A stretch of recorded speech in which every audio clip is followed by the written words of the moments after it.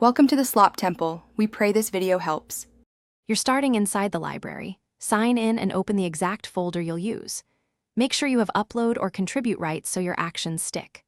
Once done, verify file type and size limits and rename files to follow the site's naming rules. This prevents sync or indexing errors. Now choose whether you'll upload a single image or batches and decide if you'll use the browser, OneDrive Sync, or Sharepoint desktop. Pick the method that fits file count and network speed. Drag and drop or click upload and select your image files. If you have many, use the OneDrive Sync client to copy files locally and let Sync handle the transfer.